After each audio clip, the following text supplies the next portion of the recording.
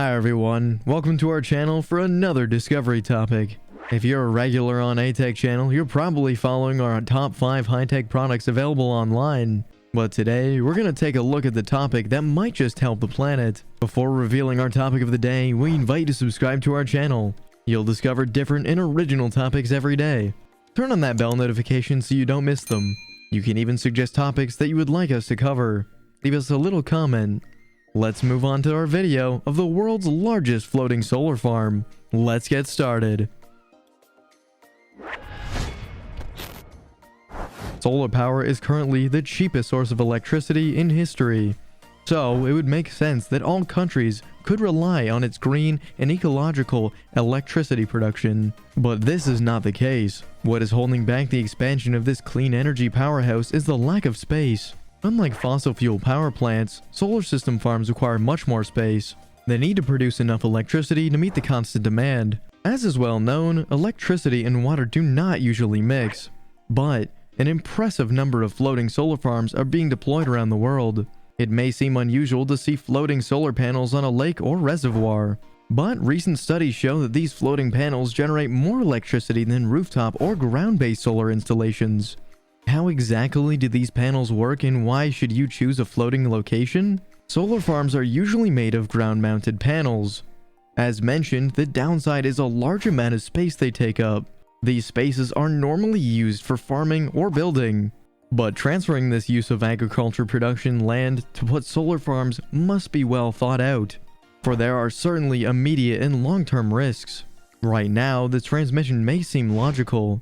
In terms of profitability, the payments made by the contractors are greater than the land retail income. However, the transfer of land and agriculture use may lead to potential future environmental mitigation. At worst, it can lead to the inability to transfer that land to the other uses.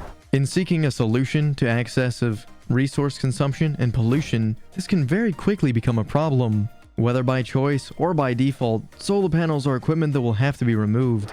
Many of the materials used are made of heavy materials and contaminants. These unfortunately cannot be disposed of in landfill. That said, lakes and reservoirs are equally important. These bodies of fresh water cover less than 1% of the planet. In doing so, they support nearly 6% of the biodiversity. We benefit from drinking water and crops from irrigation. With global warming, the surface of the lakes is increasing by an average of 0.34 degrees Celsius per decided since 1985. In order to slow down global warming, could the use of floating solar farms simplify things? Remarkably, yes. Putting panels on the water won't have the water warming effects you imagine. New research proves that carefully designed floating solar farms in fresh water could reduce the threats caused by climate change. This is because these panels reduce the density of wind and sunlight recharging the water's surface. If wind speed and solar radiation is reduced by 10% over the entire water, this can offset up to 10 years of warming caused by climate change. By cooling the water under the panels, it can increase the efficiency of electricity produced by up to 12.5%. Floating solar farms are therefore increasingly expected to play a key role in energy transition. The floating solar power plant sector has rapidly evolved from the first projects of a few megawatts. In Asia, they offer an opportunity to locate generation on reservoirs in areas that are available landscape and scarce. On December 30th, 2021, the Zhou de Zinga, a 320-watt MW motovoltaic plant, went into full operation. It was built by Hungary Power International on a reservoir near the Denzhou thermal power plant. It is the largest floating solar farm ever built in the world. Financed with about 127 million, the project was built in 2 stages.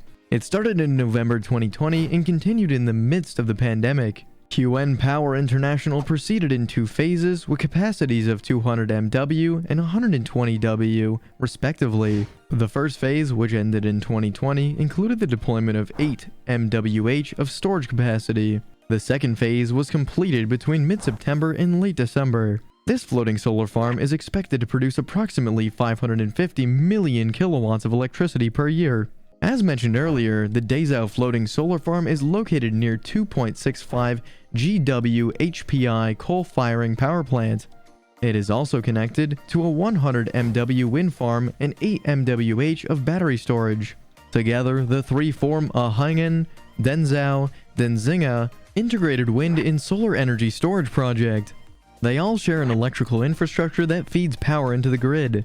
However, the Chinese government has said that it will not reduce coal consumption in China until 2025.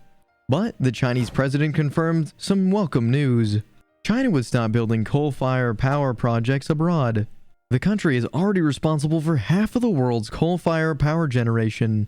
Until now, it had little choice but to meet its huge demand for electricity. Now that one of the most ambitious 2021 projects has been launched, one imagines that it will soon be offered on a global scale.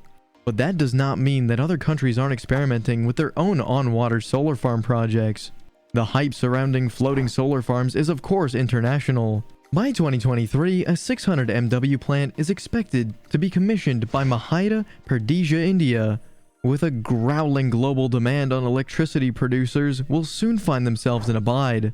Global warming and natural resources scarcity will become harsh reality when they have to face. Finding a long-term green solution is more necessary than ever. For now, floating solar systems seem to be perfect. A lot of time and money was invested every day to develop the best solutions that will save the planet. But do we have enough data collected or hindsight to say that these floating power plants are the solution? Only time will tell.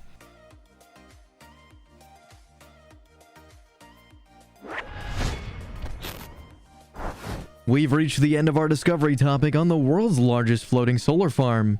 Did you know about the cost-effective method of generating green electricity? Tell us in the comments. If you enjoyed our topic of the day, leave us a little blue thumbs up. To make sure you don't miss our next topic, don't hesitate to subscribe to our channel. And don't forget to turn on that notification bell. Thanks for sticking around until the end of the video. See you next time on aTech.